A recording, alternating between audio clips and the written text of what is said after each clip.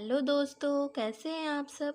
तो आज मैं बात करने वाली हूँ मध्य प्रदेश खाद्य सुरक्षा अधिनियम के बारे में, जिसमें मैं आपको जिससे मैं आपको थोड़ी सी उसकी परिचय दे देती हूँ। उसके बाद फिर हम आगे वीडियो जारी रखेंगे। तो चलिए देखते हैं सबसे पहले मध्य प्रदेश राज्य खाद्य आयोग के बारे में थोड़ी सी डिटेल्स कि यह कैसे आया, इसके पीछे क्या वजह थी इसे लाने की।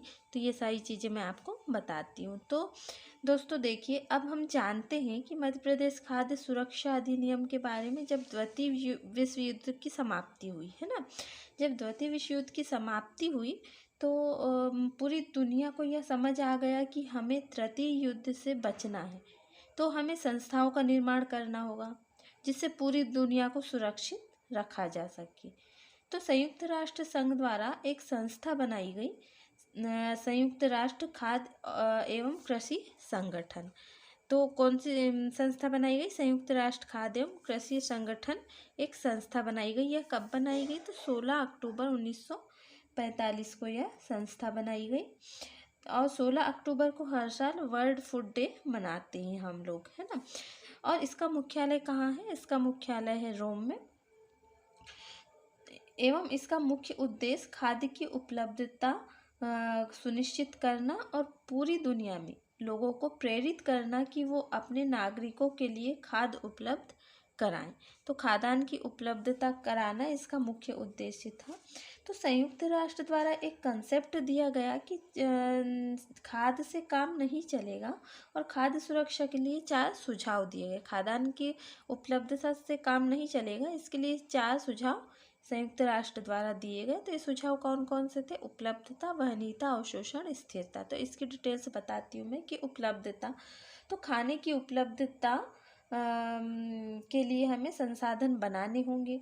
तो संयुक्त राष्ट्र ने कहा कि इसके लिए हमें प्रत्येक खाद्य को बढ़ाने का प्रयास करना चाहिए। जैसे कृषि में विकास करना चाहिए, मत्स्य पालन में विकास करना चाहिए, जिससे खाने की कमी की पूर्ति की जा सके। अब वहनीयता, तो वहनीयता का मतलब यह कि खाद्य को कम कीमत में लोगों के समक्ष लाना, मतलब कम से कम कीमत में लोगों के समक्ष लाना, ये वहनीयता है। अब ये कैसे होगा? तो देखिए दोस्तों, जब ज़्यादा खाने की चीज़ें की उपलब्धता होगी तो लोगों को वह कम कीमत में उपलब्ध कराई जा सकेंगी। तो खाने की उपलब्धता अगर ज़्यादा होगी तो वहनीयता अपने आप हो जाएगी। अब अवशोषण देखिए कि अवशोषण का मतलब है कि खाने की गुणवत्ता अच्छी हो। जैसे कि चावल हमने 5 रुपए किलो के भाव से खरीदा और उसका टेस्ट ही बहुत गंदा है, सस्ते में मिला लेकिन टेस्ट ही गंदा है, तो मतलब क्या रह जाएगा। इसलिए तो खाने की खाने की कीमत भी कम करा दी लेकिन उसकी क्वालिटी गंदी है तो कोई मतलब नहीं रहेगा। इसलिए कहा गया कि हमें अच्छा खाना देना है जिससे लोगों को किसी प्रकार की परेशानी और बीमारी का सामना ना करना पड़े। अब स्थिरता लाने के लिए तो संयुक्त राष्ट्र खाद्य सुरक्षा में कहा गया कि जब ऊपर की सारी बातें कंप्लीट हो जाए, उपलब्धता हो जाए, वहनीयता हो जाए, अवशोषण हो जाए, तो हमें खाद्य में स्थिरता लानी होगी। अब स्थिरता कैसे आएगी दोस्तों? तो स्थिरता ऐसे आएगी कि गरीबों को खाना भी चाहिए और वह भी कम प्राइस में। वह चावल दाल लेता है, मान लो उसने 5 रुपए का चावल लिया और उसकी कीमत अचानक 50 रुपए हो गई, तो बेचारा गरीब कैसे लेगा और चावल ले ही नहीं पाएगा और खा ही नहीं पाएगा।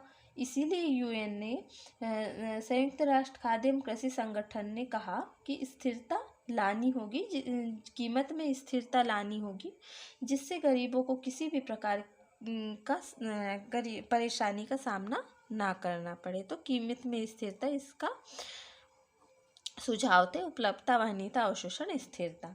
अब दोस्तों देखिए, 15 अगस्त 1947 को हमारा देश आज़ाद हुआ। उसके बाद हमारे देश में खाने की समस्या आने लगी, जिससे हम लोग खाना विदेशों से बुलवाया जाता था। ऐसे में भारत में एक व्यक्ति स्वामीनाथन जी, MS स्वामीनाथन, आप लोगों ने नाम सुना ही होगा और बहुत अच्छे से जानते होंगे कि ये हरित क्रांति के जनक हैं। तो इन्होंने भारतीय हरित क्रांति की शुरुआत की थी। इनके प्रयासों से 1965 से 75 के बीच में भारत में खाद्य पदार्थ की संख्या बढ़ गई। अब ये संख्या कैसे बढ़ी, तो ये खाद्य पदार्थ कैसे बढ़ी, खाद्यान्न की उपलब्धता कैसे हो गई, तो हमारे यहाँ पे इनके द्वारा हाइब्रिड बीज लाया गया, रासायनिक उर्वरकों का प्रयोग किया गया, और सोनालिका धान का बीज लाया गया, सिंचाई सुविधाओं को बढ़ावा दिया गया। तो इनके द्वारा बहुत से अच्छे कार्य किए गए, जिससे खाने की उपलब्धता बहुत ज़्यादा हो गई। भारत में खाद्यान्न की कमी नहीं हुई। अब खाने की उपलब्धता भी हो गई, वहनीयता एवं सुरक्षित स्थानों तक पहुंचा भी दिया एवं कीमतें स्थिर भी हो गई। परंतु एक समस्या और आ गई कि इसे ज़रूरतमंद लोग जो हैं, जो गरीब हैं, तो उनके तक कैसे पहुंचाया जाएगा, उन्हें वितरण कैसे किया जाएगा। तो 1969 में पीडीएस सेवा की शुरुआत हुई। तो 1969 में जो पीडीएस सेवा की शुरुआत हुई, पब्लिक डिस्ट्रीब्यूशन सिस्टम की शुरुआत हुई। तो इसमें इसका उद्देश्य था कि सभी लोगों तक खाना पहुंचाना, और जिससे भारत में कोई भी भूखा ना रह सके, और अंततः यह समस्या भी समाप्त हो गई। इस योजना में बदलाव भी किया गया, आरपीडीएस 1992 में लाया गया फिर। तो इसे रिवेंट पब्लिक डिस्ट्रीब्यूशन सिस्टम कहा जाता है, जिसे नवीनीकृत सार्वजनिक वितरण प्रणाली कहा जाता है हिंदी में, की शुरुआत हुई। अब इस प्रणाली में यह था कि जिसे खाद्य की ज़्यादा ज़रूरत है उन्हें यह दिया जाना चाहिए, तो जिससे ज़रूरतों की पूर्ति हो सके उसे ही इसे दिया जाना चाहिए। पर अभी भी सुधार नहीं हुआ। फिर एक और प्रणाली की शुरुआत हुई 1997 में, टीपीडीएस प्रणाली की शुरुआत। इसका फुल फॉर्म है टारगेटेड पब्लिक डिस्ट्रीब्यूशन सिस्टम, मतलब लक्षित सार्वजनिक वितरण प्रणाली, जिसे हम आज भी अपना रहे हैं। इसे हम आज भी अपना रहे हैं, जो बहुत लंबे समय से चलती आ रही है। परंतु सभी लोगों का यह मत आया कि सरकार द्वारा इस योजना के लिए एक कानून भी बनाया जाना चाहिए, इसको अच्छे तरीके से चलाने के लिए, तो इस योजना को सुरक्षित ढंग से चलाया जा सके। इसी बात को ध्यान में रखते हुए 5 जुलाई 2013 को NFSA 2013 national food security act 2013 लाया गया, जिसे हिंदी में राष्ट्रीय खाद्य सुरक्षा कानून 2013 कहा गया। तो 5 जुलाई को इसे लागू कर दिया गया और 10 सितंबर 2013 को इसे अधिसूचित किया गया।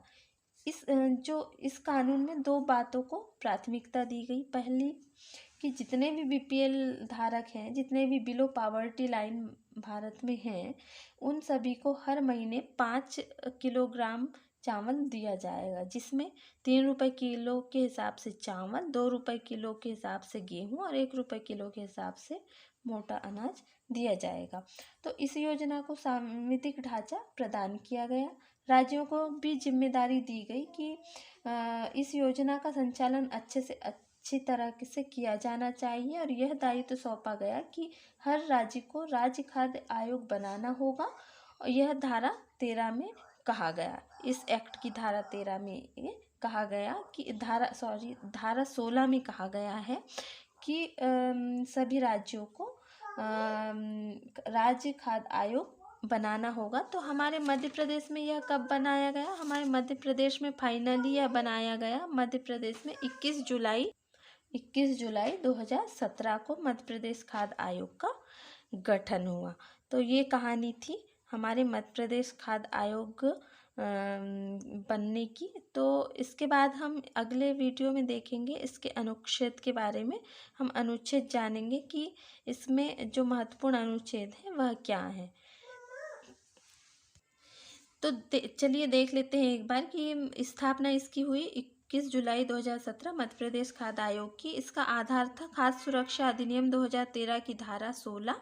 प्रकृति इसकी सांविधिक विधायिका के अधिनियम द्वारा इसे लाया गया है, इसीलिए मुख्यालय इसका है सतपुड़ा भवन भोपाल में। और पहले अध्यक्ष इसके थे राजकिशोर स्वाई, और वर्तमान अध्यक्ष कौन है? प्रोफेसर वीरेंद्र कुमार मल्होत्रा। इसकी सीट बीच में खाली रह गई थी अध्यक्ष की, तो कोर्ट में केस भी चला।